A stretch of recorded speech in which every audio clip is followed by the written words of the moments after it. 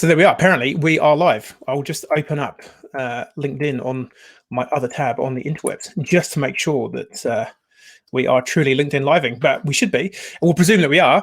Hello, people of the interwebs. If you're listening in live, if you're listening to the recording, thank you anyway. And so PFPTV episode number 8. And this week I have Monique Kelly with me. So yeah, Monique, who are you? What are you doing? Kia ora, everyone. So Monique Kelly grew up in Southland, actually, and then I've sort of gone away and come back in the journey, or back towards the south of the South Island, and the journey has been interesting. So started my career in international law over in the UN with International Labour Organization, looking at decent work and how that sort of social justice side of the employment sector, which has been really interesting. And then came back to New Zealand around about 7 years ago now, almost 8, and with my husband and my 2 children, and was lucky enough to work remotely still for the UN, and still am a little bit. And we also set up a company called Revology, which is a natural fibre composite materials company, which has a strong focus on developing new materials, but also on responsible consumption and production practices, if I can put in a sustainable development goal into that one.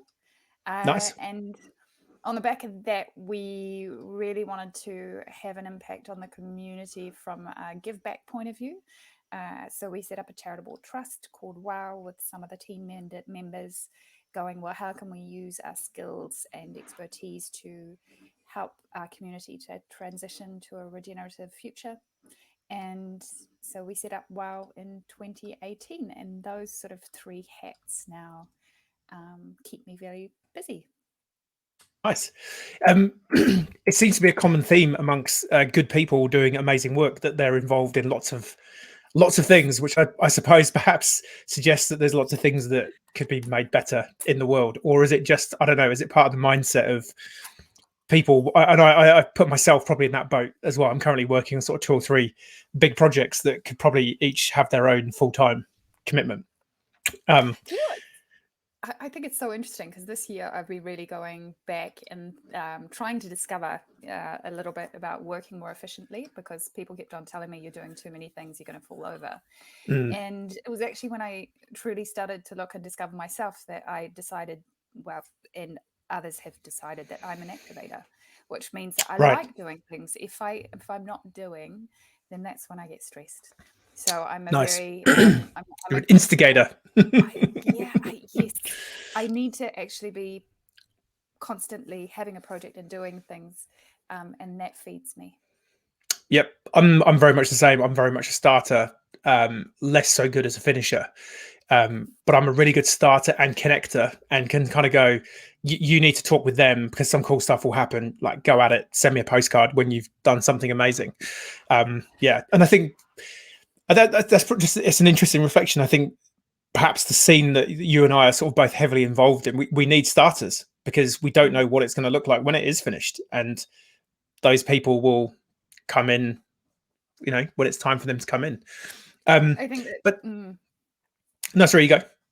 I was just thinking, you know, innovation has been such part of my life in the past, in particular since we've got back and founded Revology. And I think that the whole design process, and we are having to, you know, we've got this pathway, we're going towards this future that we want to build, but we don't quite know how to get there, and we need to innovate a lot and rethink and redesign and go back and forward and test and try, and that's, I find that really exciting, and that comes from a startup mentality as well. When you're a starter or a startup type of person, that's what drives you, is that innovation and constantly questioning, is this the way to do it, is this not? So it's a very interesting era that we live in, that we can actually experiment on a social front as well. And it's we've got our first comment in from a live listener, which is going to be, it's an interesting one. We'll bring this one up in a second, but yeah, I guess it's that balance of needing starters, initiators, people who see that things could be better, but at the same time not throwing out I guess, the baby with the bathwater, where there are maybe, it's not the whole thing that needs to be changed. Potentially, it might just be, the intent behind it or the way it's delivered. Mm-hmm. And I think it's that real balance. That's something that I've definitely struggled with initially when I first got into the sort of the do good scene. It was kind of like, tear it all down. We need to start from scratch and, build it all again. But, we have got to where we are, and it's not been all bad. But on that note, here we go. So the first question, this is from John Benchop, who I don't know John, but his comment is the UN initiative is about creating communist states. So with first-hand experience of working for the UN and bringing some of their goals to life, what's the thoughts on Do you that? know what? I'll tell you a really funny anecdote, but when I first went into the office, and there was still that remnants of, each country has a certain number of delegates, and they're very particular about making sure that it is quite balanced. But one of the offices was still, because you have in certain positions, you have a permanent post until you retire, was still very much put there by the KGB and will stay there until he retires completely. So it was that's a funny incident. But, I think when the UN actually really got up and running, it was post World War I, was the League of Nations. And the whole foundation behind that was, and this is where the International Labour Organization came about, was around establishing a social floor for employment, because there was massive human cost to how that economic system was actually running, and the amount of child labor, toxic substances that were being used, the recognition that when you are working, you need to have a holiday. So some of those first, that social floor, and they recognized too that in order for us to operate as a global, community, we actually needed to have a really set form of rules around how we treated our employees. And there are differences, there's definitely differences between each country, but it was that need to actually look at it from, we need to protect people in that economic sphere. And then the UN itself, when it was set up, it was again post another crisis, and this time the huge conflict with World War II. And from the need to protect our economic rights and that economic ecosystem, we suddenly went, after that huge, massive upheaval, going from a human perspective, we need to protect human rights. And they were the next step up in a global consensus around what we needed to protect. And I find it really interesting that now we're sort of stepping up to that next circle, which is that, when you look at sustainability, that's very much at the outside of it, and what permeates everything is in the understanding around environmental rights and their intrinsic right of the environment to be protected and preserved and regenerated. So an interesting angle. Thank you, John. I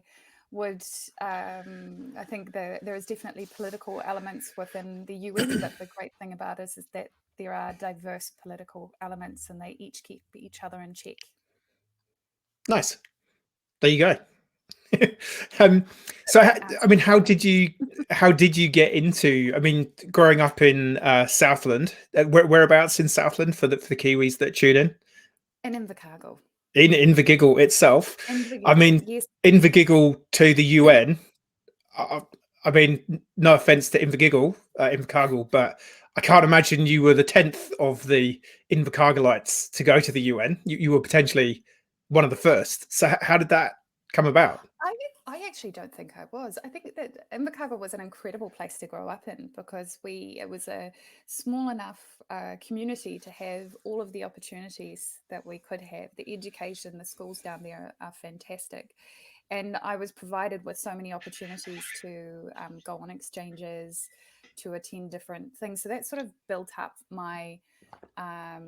And it's a really quite a egalitarian, I think I came out of it knowing that I could relate to anyone, I could talk to anyone, I could see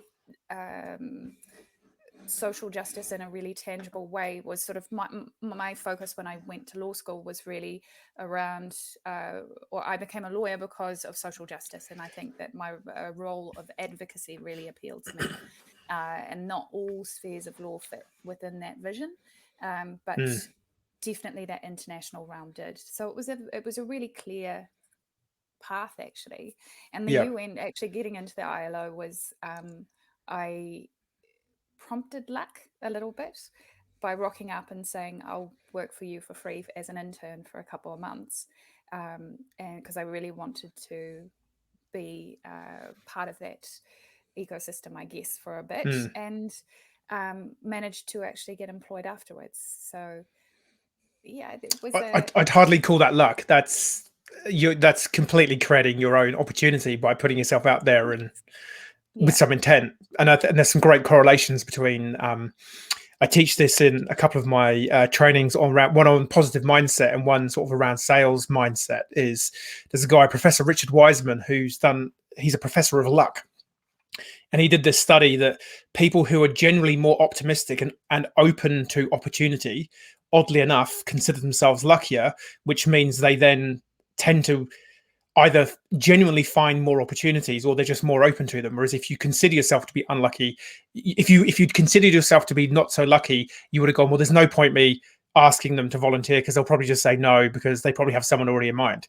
So for me, I think it's a really key. I think if you're that activator, instigator type person, I think you have that in bucket loads, because it's like, well, what's the worst that can happen? I'll send them an email. Who knows?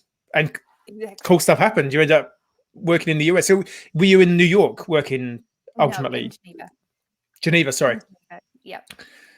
In Well, which Geneva, isn't, which is the it's old not too school. shabby. Yeah, no, and it's interesting because there's a huge amount of, within even just in Geneva, there's all the different agencies that we were around. So the World Mm, Health Organization, yep. I looked at them through my window. You had the Red Cross, which was just down the road, UNHCR. The World Trade Organization was not far away. So you sort of, you went on your walk at lunchtime to get a bit of Mm, air, and you were suddenly in this very international realm, and with people doing really interesting things. So it was, but it was a great experience. nice. And what sort of work were you doing for the UN over there? Um, so my first job, and this is, I think, where I really I've got the most incredible opportunity. And again, that's about pushing those doors open. But I got given 19 conventions and 21 recommendations on occupational safety and health to distill, because we were looking at that point about how to have a better system of management for occupational safety and health at the international level.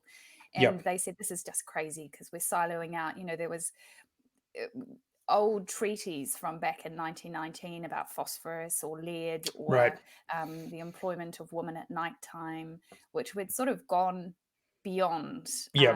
I think that having a gender lens on particular legislation was kind of outdated in the 60s, Yep. let alone the early 2000s. Yeah, yeah. Um, Were there phrases about subject to women maybe getting the vote one day? We will it was, consider them yeah, it was to be crazy. employees. It was honestly crazy. It was a grouping usually of women and children together. Right. So there was a convention on the work of women and children, and you were Mm. going like, yes, okay. So we've intellectually, I think we've Little taken pat a on the huge head. stride. Come on, women and children. Yeah, Yeah, that's all exactly. paternalistic, Victorian. Come along, little Um, ladies and scamps. exactly. You can just imagine the hats and the Yeah, gloves, and a yeah, cane and exactly. a monocle. Yeah. But I think that gave me that experience of having to go through all of those treaties and all of them and distill it down into something, gave me a really good overview too on a whole systems approach to a topic. Mm. So out of that, we engaged with the different members. So in the ILO, it's very different because we have employers, workers, and governments. It's a tripartite system. So each of them have their an equal say within these and actually developing treaties. So it's quite a unique organization, and it was one of the first actually established. So it was established in 1919 Mm. under the Treaty of Versailles. So once I had that experience under my belt, we did a very similar thing on migrant labor and looking at that through a systems lens, a big picture, and saying, well, where are we at the moment? Where have we been, and where should we go forward on that big scale? And I've sort of, I think that background has allowed me to come back and look at it on a much smaller scale, but in a really relevant manner, looking at Yep. systems within communities, which is Yep. And super what that sort interesting. of global trend is. So, I mean, do you think that was a path that you were kind of destined to go on, or was there like a key influencer, like a parent or school teacher or someone in the community who, I mean, because even, I mean, you and I are about the same age. For me, that definitely felt like there was no influence in, I came to this kind of purpose piece like, well, 2013. It was like when I first started thinking about, wow, there's things that we could change in the world. But you're kind of thinking of that as a school aged human. Yeah, do you think that was kind of innate to you, or was there some kind of external input that made you go, hey, actually, like, I mean, because you could have just gone down corporate law and be on that path to be a high paying lawyer and just suing people or whatever, but you clearly chose a different path. So yeah, what was that? I would have done finance and law if I was doing that, and that would have been a really good income. No, I think I always had a very strong sense of fairness. Things had to be fair and just.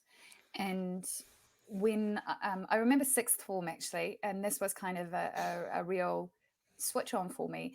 And the massacre in Cambodia, and I don't know if you remember the killing Yep. fields. There was a movie. It was just horrendous.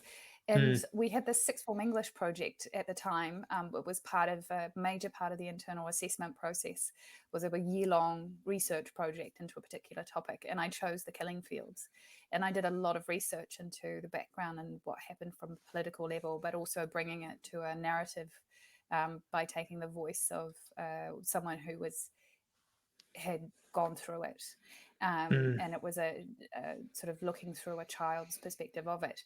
And my teacher, I didn't get the marks that I wanted. And one of the reasons why my teacher had explained and written down why she had taken away marks was because that she didn't find the topic relevant to me. And Wow. I was like, oh, obviously we need to sit down and have a talk. Yeah, you clearly don't know me very well because I've just You researched don't know this me for a very well. year. And I think that is coming from the perspective of a teacher who has students and probably had, I don't know if she'd been confronted with someone who was coming to her with such a subject, and it is a confronting subject, Yep. and with such passion. And probably I think in New Zealand at that time, especially when, well, having that clear, this is what I want to do, was not perhaps that well known. But Yep. I sort of almost feel there were two moments in my life where I really started to take blinkers off. Very young, at that young age where social justice was really important. And I think that my mother had a really strong role to play in that because she was she was a social worker in Invercargill, and she has a very strong sense of fairness and justice. So I think that her influence would have Yep. been strong there. And then it wasn't, so my focus was really on social justice. And I looked at it from a perspective of making sure things were fair for people. And it wasn't until I started to look at my very narrow role in sustainable development, and mine was focused on decent work and that employment sphere. And I didn't really think that or of my place within that whole sustainable development area until it was 2018, beginning of 2018.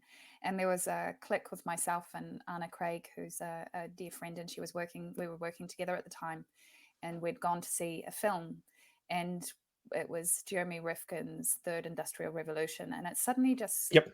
switched, going, I'd sort of pushed back all thoughts of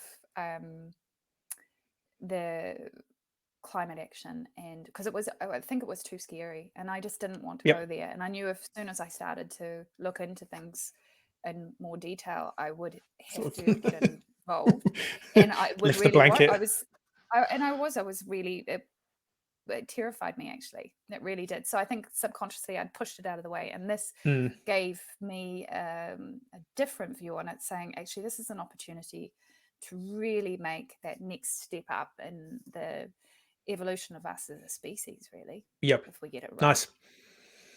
100%. No, I totally agree. But yeah, it's interesting because I think I'd probably generally err towards more environmental causes than social. I wonder if that was also maybe like growing up in idyllic Invercargill, Southland, beautiful outdoors on your doorstep, Queenstown, Wanaka, Central Otago.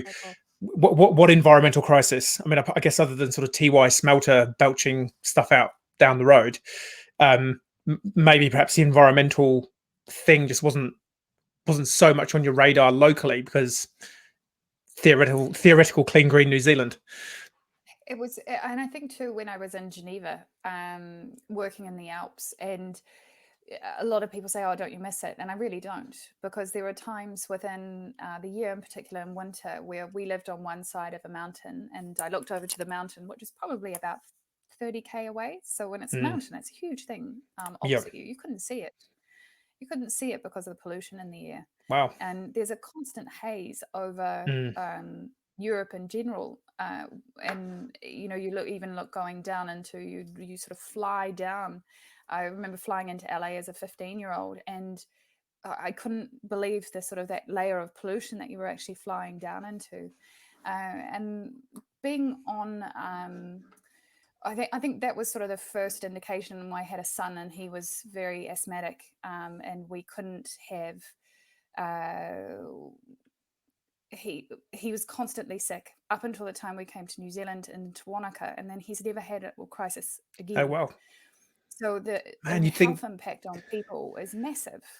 Yeah, and but you think Geneva would be way cleaner than anywhere. You just have. I've been to Switzerland a few times, but I guess never for long enough to see that. But again, it's interesting, sort of the marketing on a country level. It's like you'd think, because I've been to Davos a few times, obviously not for the big international Grand Poobah conference, but I've been to the ski resort there, and it used to be, it was a tuberculosis center where people who had tuberculosis were sent because of the clean mountain air, and they'd have the what do they call, like the Krankenhaus or whatever it was called, where they'd have windows open on both sides and the clean mountain air would be. So maybe they didn't cure them, they just gave him something else. Go up. Well, you would have to go up, and you do need to go up. So to get him to just alleviate his asthma, we would go up to 2,000 meters plus just to get out of the smog. And you really had to go up quite a long way to do it. But there was another one that that also, just as we were leaving in 2014, and it really, this has slammed home to me how real climate change is. So we lived on this mountain, and it was, you see it. It was actually one of the spots on the Tour de France 2 years ago that they went over, and it's a forest, and totally forested, just close to Aix-les-Bains, and because of climate change, and there was this bug that had come, and it had migrated from the south, and it had destroyed every single buis, is a type of like a French box hedge, that type of plant, covered our mountain along with another taller tree. This insect went and ate the entire mountain. I went up and I drove up, and their webs covered the road. I just cried as I went up because it had killed that plant. I don't know when it will come back. And that has now, because of the heat waves coming through, and I had to live through a few of them, when it's 40 plus degrees in summer there, how long is it going to take until those bushes that once sort of protected and kept that earth very moist, until they actually go up in flames? It's just tinder now. It's really, that was our home. We lived on that mountain, so we would have been gone if it had. So that it makes maybe it really real. It brought home that environmental side of it. The more, I'm certainly not an environmental expert to the depth that a lot of people are, but it does seem that soil erosion and soil health is something that, I mean, most people just aren't aware of. But I think I've heard somewhere on the interweb, so it needs to be fact checked. But I believe the stat is that it's like the US has got 60 more harvests in terms of like the corn and the grain that they harvest before the soil is just has no nutrients left, and you kind of go, that's not many. So it's, you know, within potentially decades that the soil has just been ripped of its nutrients, and you kind of go, well, currently, you know, that industry is feeding a large amount of the US population, but also its beef and dairy industry. So if that collapses, you know, the whole economy tanks. So there's a really cool, I can't remember if I've mentioned this guy's blog on here before, but he's called Dr. Tim Morgan, and his podcast, his blog is called Surplus Energy Economics, and I'll put a link to it shortly. And what he talks about as the key thing that we all need to get our heads around is not the economy, because the economy is just basically a made up concept of shared value being described or attributed to money. You know, so we have a $10 note. We both agree it's worth $10. There's a value exchange. But what he's saying is it's not the money in the economy. It's the amount of energy it takes to run the economy for the economy to run. So he calls it the energy cost of energy extraction. And what he's saying is, you know, we're the money is all just smoke and mirrors. Like, you can just print money out of nowhere like that. That's easy. But when you look at the energy that we need to run the system, all of a sudden the economy actually doesn't stack up. And then you layer that on top of environmental degradation at a level of the soil, which most people just don't really think or care about. Yeah, we should just stop now, really, shouldn't we? Do you know what I think is really exciting? Because I think that the 1930s saw that huge dust bowl coming through in the US, but it's coming back to New Zealand agriculture. And one of my back, and this is why we live in Invercargill, on my mother's side, they were some of the first dairy farmers in Edendale, which is where sort of that dairying industry started to really bloom. But there was an element in the soil that was missing called selenium, which meant that the health of the animals started to deteriorate, because they would lambs who don't have enough, they lose their legs and they sort of look like they are tetraplegic, really, or paraplegic. So they had decided that they had to have an input in there to improve the soil. And I love the concept of soil as a metaphor for, or that agricultural wording around our economy, because the way that I see it is, and if anybody wants to read this good book, because I'm going to go off and do a spin about fungus now and mushrooms. Yes. What's the guy called? There's a book called The Hidden Life of Trees. And there's also The Mother Tree. And The Mother Tree was written by Susan Simard, and she is a Canadian scientist who's working in forest and has actually recorded in data, this is scientifically proved, that trees communicate through fungus, and the importance of soil and communication. And if we look at it from a human perspective, even from that economic perspective, if we take the soil as sort of, we've got the tangibles, which are our infrastructure that we need to make the economy run really well. So energy resilience, digital, affordable housing, we need to have quality education, we need to have all these things that in the soil as solid elements, but we also need that intangible. So that's our fungus, and that's our relationships and connection with each other for it to really run. But the whole objective of that soil is to help and nourish our community and have it thrive. So then you look at capital in a very different way. As you know, capital is fertilizer, and fertilizer that goes onto the soil to help us to grow what that economy looks like. So if we take in a really good regenerative farming system, they've got a lot of diversity in there, a lot of different crops, and the more diversity you've got in there, the more resilience you have to feed and nourish your community.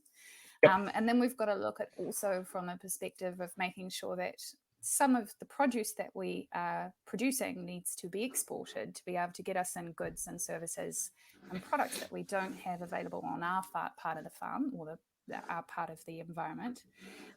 But we also need to make sure that the priority is given to help to nourish and look after our community first and foremost. And so going away from an extractive economy to a more regenerative one. And I think that those learnings that we're primary sector are actually doing a good job at fronting up and saying, okay, we actually need to get some to flip here.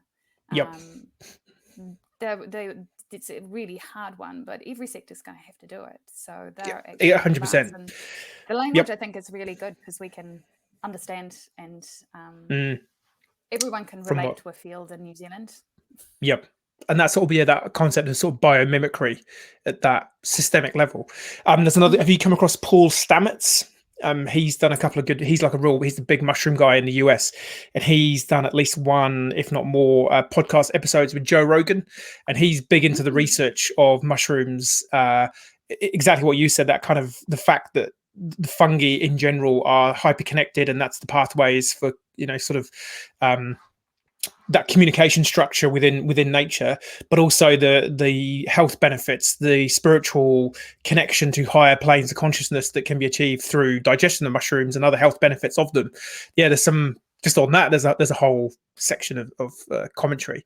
But I guess this probably segues quite nicely into the Revology stuff that you're doing and bringing these concepts of, and I guess also just to comment, that regeneration, and I think there's two really good examples that I can see in the minute. One is the New Zealand Merino company, who are making some really, really big strides towards wanting to become a wholly regenerative organization, and Sinlay as well, who they're not there yet, but their long-term sustainability plan is that they become a regenerative company. And I think you're right. It's kind of, I think there's going to be some really big turnarounds in that primary sector, because I think they're now clearly realizing from the research that we're running out of runway in terms of our soil and natural sort of structures, that once they're gone, we ain't getting them back so quickly.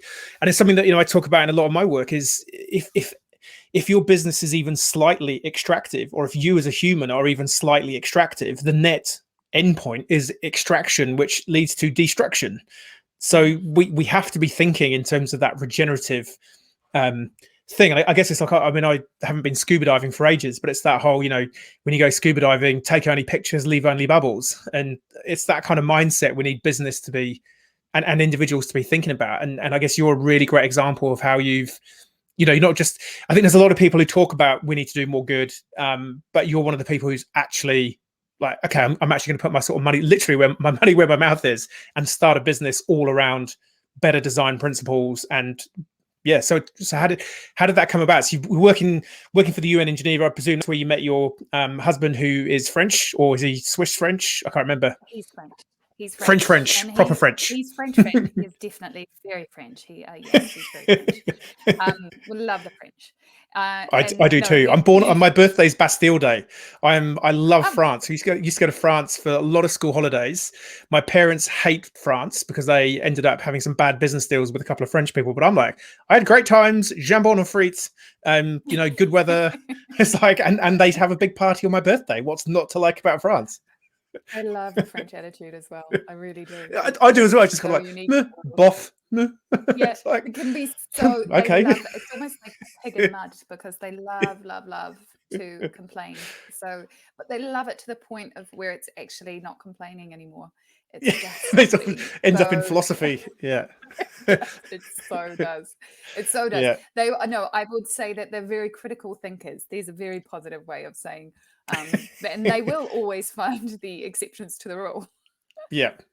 But so that was Revology began with my husband coming over here, and his skills are in composite fibers, and he really wanted to set up a business that was based on innovative natural fiber composites.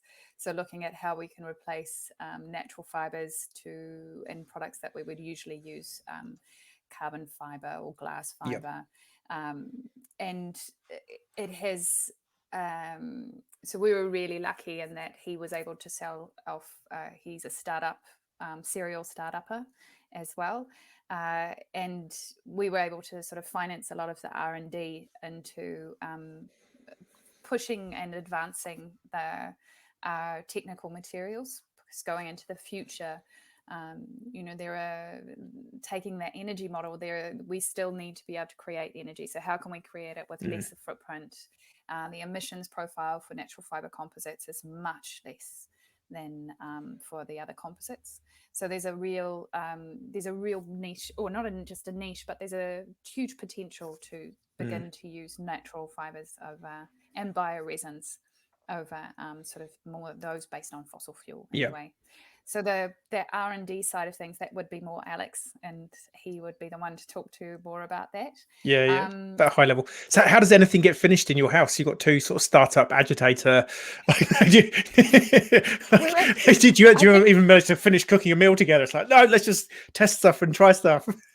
I think that one of the best things about both Alex and I is that we are extremely good at, we're really stubborn.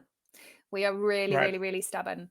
So we kind of, or I would say pig-headed, to the point of just when we've got a project, we gnaw at it like a bone until it's really, really done. So that would be another one of our, I don't know if it's a talent or a weight. Depends who you're asking. I think that we truly believe that this is a great idea, and we're lucky to have the children. We've got two kids who are at an age where we can put more time into this, and we get them involved as well. Our son is a budding designer, so is helping with the design of the bike project at age 14, doing CAD designs and stuff. So but that was, so there's the research and development into the fiber, or the natural fiber, which we call the green lab, and then there's the second part, is you can't have innovation without actually putting it into application. So when you're innovating and researching, you actually need to have a real tangible outcome of that, and you need to think about how best to use that product. So it's starting first from a circular design model. It's, well, what type of materials do we want to put into the system? Because we know eventually, you know, they either need to be able to be recycled again and again and again, or they need to be able to go back into the ground without causing harm. So that whole philosophy around the design then came into it, and what products make sense. Our first object in that line was, for this project, was a chair, because a chair is something that you hand down through generations. So if you get it right, it's actually the lifetime of it. You will always have a carbon footprint for the product. So how can you lessen that carbon product by making it last a long time, be easily repaired, and then looking at also that product stewardship. So we've designed it so that we will take back, and we can put back the materials back into our system. Where it's much more difficult when you're innovating with new materials is it doesn't fit within a classic, you can't just take it down to your local waste recycler. So that was really challenging for us, thinking about, well, how can we overcome that and stand behind our ethos, basically. And then the third pillar was the connecting with like-minded people, and that was the store that we opened 6 weeks prior to the first lockdown last year. Winning! Yay! And that was a great year. It was actually a great year. There were huge opportunities that came out of that one. So I will say that it wasn't the year that we expected, but it was a good one. But on balance, turned out right. Yeah. And that is the sole focus of that store is actually about mainstreaming sustainability. So it flavors everything that we have in the store. We have a really clear matrix about who the designers are who are coming in. It's obviously our products, but also products from other people, and then telling their story. So coming in and being able to read, you know, who made this and why they made it and what they made it from. It's you know, if you went back 100 years and you explained to, you know, your great grandparent this idea, we've got this revolutionary idea, we're going to create a chair that we're going to hand down from generation to generation.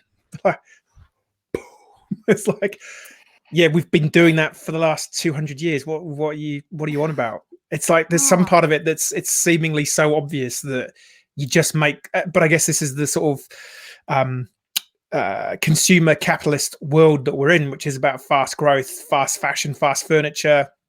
You know, having worked in the medical device industry, where they look at the human and literally go, well, we need to be thinking of their sort of developmental stages, and what can we sell to them before they're born? What do we sell to them when they're born? What do we sell to them from 0 to 1, all the way through to when they die? How do we get the last, like, can we sell funeral services or coffins?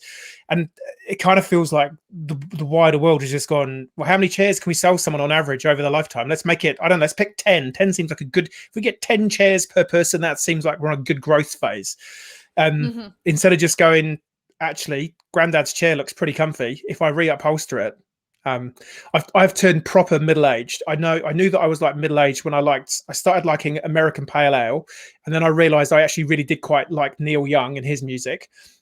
But I think the crowning moment of middle-agedness is this is like my guilty pleasure is Salvage Hunters on TV, where the guy Drew Pritchard goes around Wales, and I think it's also partly a bit of hiraeth in Welsh, that longing or feeling of wanting some connection to the former fatherland.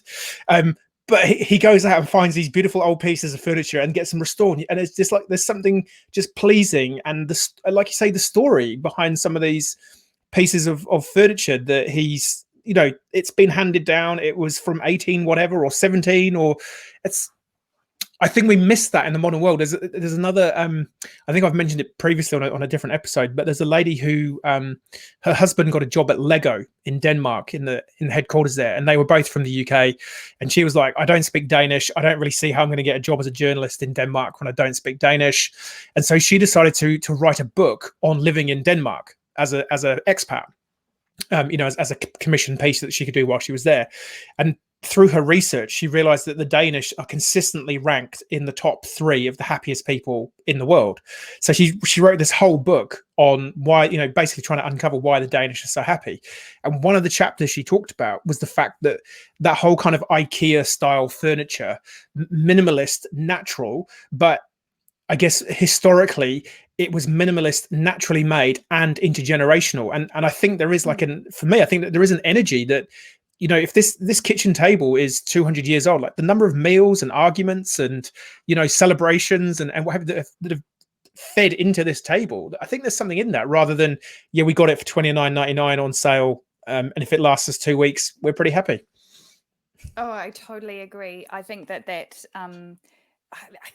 something that we just need to understand, is around that passing down of and that intergenerational perspective that we've lost a little bit. Massively. I do blame, and I'm trying to think of who it was. I'm pretty sure it was in the 1930s, again, to drive consumption. So the GDP measure was also formulated at that time. But how crises actually, if we're really reactive about them and we don't think the whole process through, they can really spell out some quite strange tools. But the whole idea of the warranty was not so that you had, that sort of, I'm buying something that's really good because it has a warranty. It was actually giving a life expectancy to a product. Right. It's like, if you get more than 5 years out of this, you're doing all right. Yeah. It was legitimately to say to all designers, you only need to design up to X number of years, because then after that, we don't really care. You're covered. Yeah. What's like drive consumption. Houses are only designed to last, what was it, like 25? I think the internal structure of a modern day house is only designed to last 25 years. That just bemuses me that anyone has approved that and gone, yeah, that's okay. When I don't know, I think maybe if you've grown up in Europe or you've been in Europe, and there are Roman villas still standing that are over 2,000 years old. It's like, we can build to last 2,000 years. I mean, there's Neolithic stone structures that are like the pyramids. Yes. Like, we can do this, but we choose not to because of And even some of the chalets in France, they're like 400 years old. Yeah. So wooden structures as well. It's in harsh alpine environments. It's exactly. I think we can cope with Auckland. Or I don't know, Wellington's pretty windy, so although allegedly not. Hashtag on a good day. Yeah. For those of you not in New Zealand, that'll be meaningless, but Google it. So Revology, how's it all going? Like, what's the latest? So latest is it's going okay. I think my primary objective this year has been to keep people employed. And because we're down in Wanaka, we've actually been really, really it's been incredible the amount of Kiwis and or those in New Zealand who have been here who've really supported New Zealand Nice. businesses. So a huge shout out to everybody, because that Go has, Kiwis. go Kiwis. Wherever you came from, is because there are some who have stepped here only very, very lately, but thank you to all Kiwis. And it really did rattle our cage. We had huge issues with supply chains. Just, one of the other things that came into the mix last year was flax production. So flax is linen, essentially.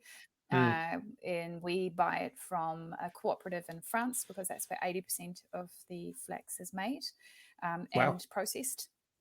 And it's not harikeke, just so that everybody knows. It's a flax is a linum and harikeke is a formium. But in May, they had a huge heat wave. So it totally devastated 80% of the flax crop last year. Because there was a real pushback on consumption. There was not a lot of clothes being made or purchased. It hasn't held us up too much, because they had enough stock so that we were able to continue, which was good. But it just drove home that fragility of the production of fibers and natural fibers. Even natural fibers, which is crazy. You kind of think, petrochemical, big extensive production chain, multiple countries of source, you kind of get supply chain, but like natural product, cut, small processing. And from another indication for me around that environment, this is a region in France that have been doing this for so long, like centuries. They have been producing linen, and they don't often get it. It's just another indication of climate change. Hold on, I'm getting my cord. Please hold, callers. Just hold. Anyway, that was a real issue. And then other supply issues are also around just being able to keep that production cycle up was really challenging. And we had to hold off because we were really uncertain about the capital going into it and just the putting money into developing the bike further. But this year, exciting, because I think that project has been just off the boil, but it's now starting to get back on. And we should have a few working prototypes by the end of the year, which is really exciting. Because that's when we first met. I was emceeing the EnviroPast conference, and you were one of the keynote speakers, and I was quite excited about your sustainably made bikes, and I'm still excited and waiting for it. So I'm looking forward to seeing more about that. Who knows, maybe we'll get one in the Tour de France one year. That'd be pretty cool. Get a racing one and get it in there. I think we'll focus on urban bikes. That seems reasonable. with two big road cyclists in the family, that potentially they could. It could be a distraction. There could be a side project there. Well, there's a couple of Kiwi cyclists doing pretty good in the Giro d'Italia and Tour de France recently. So who knows? Who knows? But you also have your own event that you clearly, you don't have much going on, with a startup retail store, changing the way we design products from the ground up. And then on top of that, you also run your own event, which used to be called the One Summit, which again, I'm thankful to you for having me down there a couple of years ago, but it's changed. And what's it called now? So what we have changed that name to, which is more the trust sort of needed a name change away from something that was a little bit political, and we didn't like it. Anyway, it didn't sit well, and it took us a while until we changed it to Wao, which is a word for that forest. So the idea is that, when you look at a forest, it's a one forest, but there's a lot of diversity in it. And the trust is set up, its sole purpose is to inspire, educate, and enable a transition to more regenerative, carbon neutral communities. And so we have on our board some incredible people who have different expertise in carbon accounting and social and well-being. We have different work streams, as well as having a yearly summit where we pull together the summit really is about seeing what's happened during the year, where we've come from, and looking at, okay, this is where we're at now and where do we go forward. And during the year as well, we have a number of work streams. So we've got working groups set up in the building sector. We work with Lake Wanaka Tourism here. There's a regenerative tourism group starting up, looking at their sector. There's a hospo sector. There's Gen Wao, which is sort of the 20 to 30-year-olds who look at activities. And each of these work streams look through, so they're the biggest sectors at the moment of our economy in this community. And each group is looking through the Sustainable Development Goals at where the tensions lie, where the priorities are, and where the opportunities are to go forward.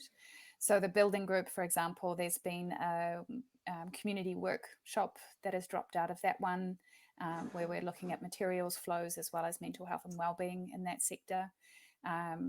There's Suck Free Wanaka, which is also one of the initiatives that came out of the early discussions, which is getting rid of single-use cups by 2022 out of hospitality in Wanaka. There's another initiative around waste-free building sites that are coming through in that one. So that's sort of going throughout the year. And the Gen Wow, they've had talks around Democracy 101, so understanding around voting in general, the process, and that was just prior to the elections. Nice.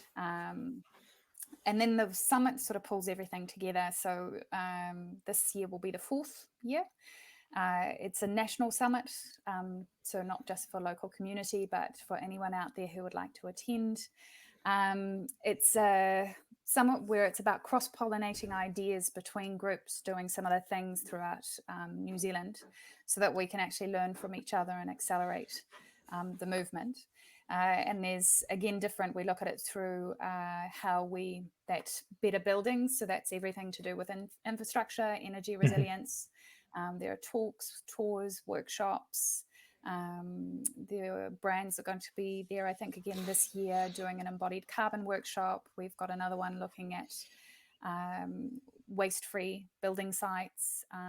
Then we've got another stream which is around the circular economy, another one on food and fibre. So that's looking at all the makers out there who grow our food and clothe us with fibre. Nice. And there'll be tours on farms. There's the regenerative tourism couple of days there, again looking at how that sector is going forward. And they've had a really interesting year with a Back to Life program, which is run nationally. And so we're looking at doing a hui to sort of it's really about collaboration and partnership. As a sector, you can move mountains when you really start to collaborate on something. Yep. And lots of carbon, just lots of stuff for kids. It's a great event. I was blown away by, the caliber of the event, the topics, the engagement, of attending. I think there was, from my perspective, there was a lot of people in the room that I didn't think would want to be in the room, but they were in the room and they were engaged and interested in talking about some big topics. So we have got a question from Maria, just to take you back to your bike concept. She said, I'll put your comment up for you.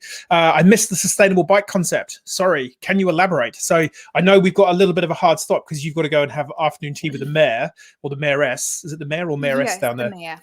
The mayor. So quickly, if you can, I'll try and find a link on your website while you're is there a link on the Revology website about the bike that I can? Yes, there is. There's a little first initial design, but the idea is to look at from 2 levels. It's about the materials we're putting into the bikes and making sure that we've got a really low emissions bike from a production point of view, and using natural fibre composites to be able to do that. So that would be natural fibre composites can replace almost quite often where carbon fibre is being used, and it's a much more cost-effective way as well to be using it. And what natural fibers, what they do is they actually embody carbon in it. So it would be a low emissions bike frame for the start.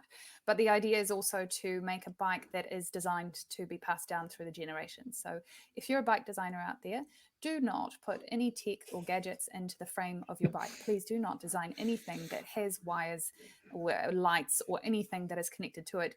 do not buy a bike where there is a battery integrated into the frame, because just ask yourself a question: what are you going to do with the frame once the battery dies? You're going to have to find a battery that fits into that frame, and it's not sure that that company is actually going to still be doing the same battery. Yeah. And it's a much harder to throw a bike into the bin than it is to throw another iPhone. You will feel much worse about doing it. So the idea is really to look at the longevity of the bike, do a life cycle analysis on it, look at its embodied carbon, and then go forward and say, well, you know, Nice. Use software in a way that is smart and can be, look at how much CO2 you're saving when you're biking along per year. And because again, it's so crazy, because I remember, you know, grew up in the UK, so had never been to Asia, and working for one of the medical companies over here. I remember going to Malaysia for a conference on the island of Langkawi. I remember walking around going, my God, they're using bamboo as like scaffolding. How dangerous is that? But then you realize that now actually bamboo is stronger than steel scaffolding, and it's fully sustainable. And you just want to go, well, actually, who's the idiots here? Yeah. You know, and I think there's so many things that we just take for granted, that, well, we're using modern, you know, unsustainable products, but it has to be like that because it's the best thing. But quite often, you know, nature is pretty good at being resilient and strong and sustainable. Yeah. I think that there's so much potential in seeing materials. You know, are you working with materials in that bioeconomy that are going to be able to really be composted without putting any toxins into the environment? Or are you going to have to stay within that circular economy where you are actually being able to upcycle again and again and again the same materials? And for some things in the composite industry, and it's not, the composites are really a difficult subject because we need them for things like windmills, for wind turbines, because they're lightness. You can't go beyond them, but can we do that in a different way? Not always, but it comes down to, before you even think about creating or making, is what are you making it from? What are the materials going into it, and what is the life cycle of that product that you're designing?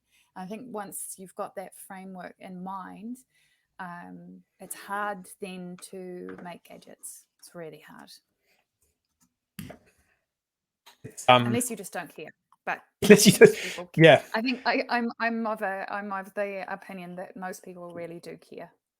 You're right. I think fundamentally, there's that old adage, you know, no one goes to work to sort of be a dick and make the world a worse place. I'm not entirely convinced. I've met a few humans who I think actually they do go out of their way to make life hell and, you know, be a bit of a dick at work.